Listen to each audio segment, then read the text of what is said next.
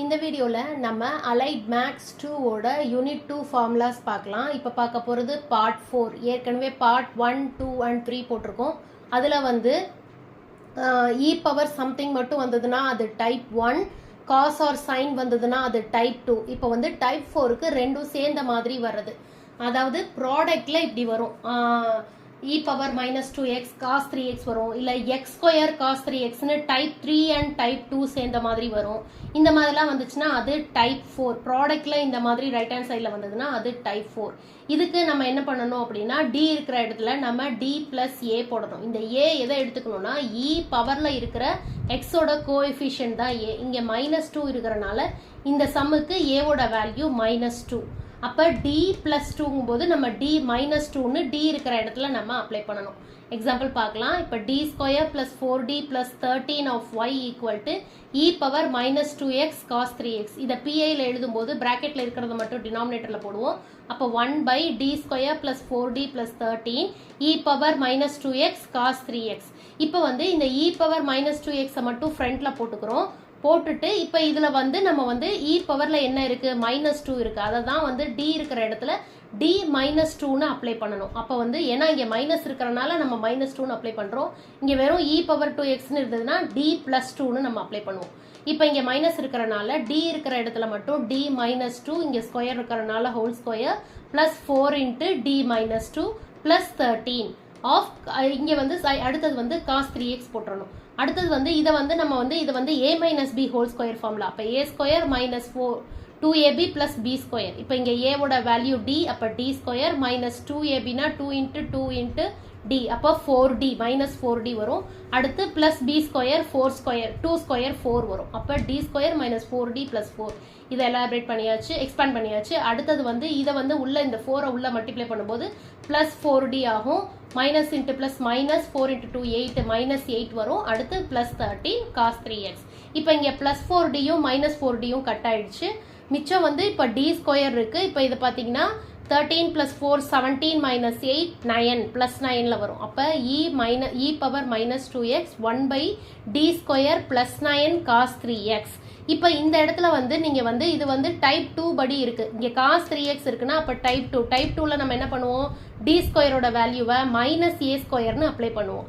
அப்போ இங்கே ஏவோட வேல்யூ இங்கே காஸ்க்கு பக்கத்தில் இருக்கிறது தான் எக்ஸோட கோஎஃபிஷியன்ட் தான் ஏவோட வேல்யூ. இங்கே 3. ஓகே, அப்போ 3 square 9 E power -2x 1/-9 plus 9 cos 3x. இப்போ டினாமினேட்டர் 0 வருது. இந்த மாதிரி வந்துச்சுன்னா இதை நம்ம டிஃப்ரென்ஷியேட் பண்ணணும். ஒன் டைம் பண்ணும்போது நம்ம மேலே எக்ஸ் போட்டுக்கணும். So E power -2x X by 2d, D ஸ்கொயரை டிஃப்ரென்ஷியேட் பண்ணால் 2d வரும். 2d கான்ஸ்டன்ட்டை டிஃப்ரென்ஷியேட் பண்ணால் 0. So 2d cos 3x. இப்போ டவுனில் d மட்டும் வந்துச்சுன்னா பக்கத்தில் இருக்கிற டேர்மை டிஃப்ரென்ஷியேட் பண்ணுவோம். அப்போ காஸ் 3xை டிஃப்ரென்ஷியேட் பண்ணால் காஸை டிஃப்ரென்ஷியேட் பண்ணால் சைன் 3x இருந்துச்சுன்னா எக்ஸோட கோஎஃபிஷியன்ட்டை டவுன்லைன் போடணும். அப்போ காஸ் 3xை எப்படி மாற்றினா நமக்கு sin 3x by 3 கிடைக்கும். அப்போ E power 2x X by 2. இப்போ டி டிஃப்ரென்ஷியேட் பண்ணிட்டோம், டி அகெயின் போடக்கூடாது. எக்ஸ் பை 2 sin 3x by 3. இப்போ அப்படியே நம்ம ப்ராடக்ட் பண்ணி அப்படியே போட வேண்டியதான். அப்போ வந்து மேலே இருக்கிறதெல்லாம் நியூமரேட்டரில் இருக்கிறதெல்லாம் எக்ஸ் இ பவர் -2x sin 3x, அதுதான் நான் இப்படி எழுதியிருக்கேன். By 2 3s are 6. இதுதான் நம்மளோட ஃபைனல் பிஐ.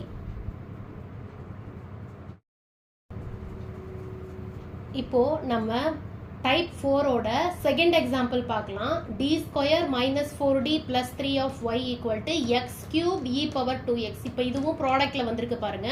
அப்போ வந்து நம்ம இதை எப்படி எழுதிக்கலாம் அப்படின்னா பிஐல 1/d square -4d plus 3 X cube e power 2x.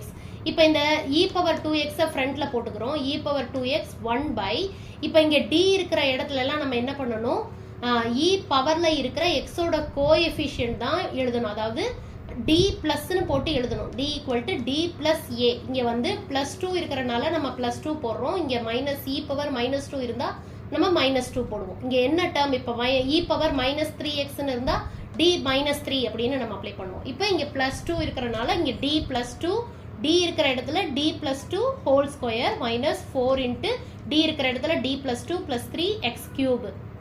அடுத்து இதை வந்து a plus B whole square ஃபார்முலாவில் இருக்குது. அப்போ இது a இது bனா இது d ஸ்கொயர். அடுத்தது வந்து a ஸ்கொயர் பண்ணிட்டோம். அடுத்து 2ab அப்படின்னா 2 இன்ட்டு 2 4d ப்ளஸ் 4d, அடுத்து b ஸ்கொயர்னா 2 ஸ்கொயர், அப்போ ப்ளஸ் 4. அடுத்தது இந்த மைனஸ் 4 இங்கே உள்ள மல்டிப்ளை பண்ணும்போது மைனஸ் 4d ஆகும். அடுத்து மைனஸ் இன்ட்டு ப்ளஸ் மைனஸ் 8 ஆகும். அடுத்து ப்ளஸ் 3 எக்ஸ் கியூப். இப்போ ப்ளஸ் 4dயும் மைனஸ் 4dயும் கட் ஆயிடுச்சு.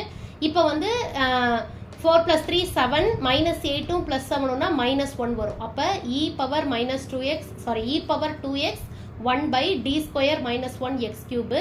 இப்போ இந்த இது வந்து நான் மைனஸால் மல்டிப்ளை பண்ணுறேன் இந்த டேர்ம். எதுக்குன்னா எனக்கு வந்து இந்த மாதிரி இருக்குது. இப்போ மாற்றும் போது எனக்கு வந்து இங்கே வந்து மைனஸ் வரணும், இங்கே ப்ளஸ் வரணுங்கிறதுக்காக நான் வந்து சேஞ்ச் பண்ணுறேன். அப்போ minus e power 2x 1/1 minus D square x cube. இப்போ இந்த இது வந்து எக்ஸ் கியூப்ல இருக்குது. அப்போ இது டைப் 3ல இருந்ததுன்னா இதை நம்ம வந்து ரெசிப்ரோக்கல் பண்ணுவோம். ரெசிப்ரோக்கல் பண்ணும்போது இன்வர்ஸ் வரும். அப்போ minus e power 2x of 1 minus D whole square inverse, whole inverse. அப்போ வந்து எக்ஸ் கியூப் இப்படி வரும் நமக்கு. இப்போ இதோட ஃபார்முலா என்னன்னா 1 + d ஹோல் இன்வர்ஸ்னா தான் மைனஸ் ப்ளஸ் மைனஸாக ஆல்டர்னேட் சைனாக போடணும். ஆனால் 1 மைனஸ் டி ஹோல் இன்வர்ஸ்னா எல்லாத்துக்கும் ப்ளஸ் தான் போடணும்.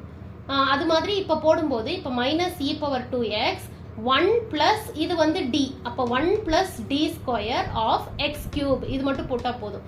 இப்போ வந்து இந்த எக்ஸ் கியூபை இதில் உள்ள மல்டிப்ளை பண்ணும்போது 1 × எக்ஸ் கியூப் ஆகிடும். இது d ஸ்கொயர் எக்ஸ் கியூப் ஆகும். d ஸ்கொயர் எக்ஸ் கியூபோட வேல்யூ எப்படி கண்டுபிடிக்கிறது அப்படின்னா எக்ஸ் கியூபை டிஃபரன்ஷியேட் பண்ணால் d ஆஃப் எக்ஸ் கியூப்னா எக்ஸ் கியூபை டிஃபரன்ஷியேட் பண்ணணும்.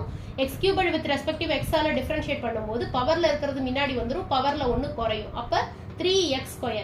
இப்போ இதை அகெயின் டிஃபரன்ஷியேட் பண்ணாதான் நமக்கு d ஸ்கொயர் எக்ஸ் கியூப் கிடைக்கும். அப்போ பவரில் இருக்கிறது முன்னாடி வந்துருச்சுன்னா ஆல்ரெடி 3 இருக்கு. அப்போ 3 2s are 6, பவரில் 1 குறைஞ்சிட்டப்ப எக்ஸ் ஆகிடும். அப்போ 6x, அதுதான் நான் இங்கே போட்டிருக்கேன், x³ + 6x. அப்போ இதுதான் நம்மளோட final PI = minus e power 2x bracket x³ + 6x. Thank you.